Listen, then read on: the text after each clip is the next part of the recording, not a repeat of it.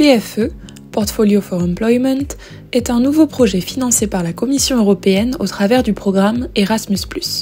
Sveiki, mani sauc Līga, un es pavisam nesen izgāju cauri aktīviem darba meklējumiem, un es vēlējos pastāstīt par savu pieredzi.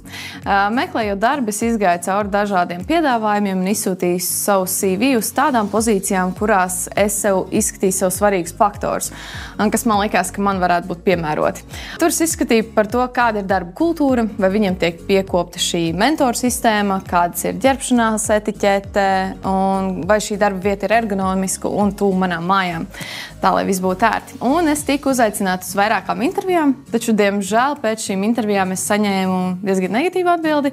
Man e-pastā tika atsūtīts ziņojums, ka darbu es neesmu saņēmusi. Un, protams, es sajūtos diezgan nelāgi un biju nesaprašanā, kādēļ šo darbu es neesmu saņēmusi, jo, diemžēl, nekāda atgriezeniskā saite netika dota, kas paskaidrotu, kāpēc es neesmu pieņemta darbā un kas man būtu nākotnē jāpilnveido, lai es iegūtu šo pozīciju. Si vous avez des questions, vous pouvez toujours contacter votre tuteur pédagogique en utilisant la communauté de pratique PFE sur Telegram.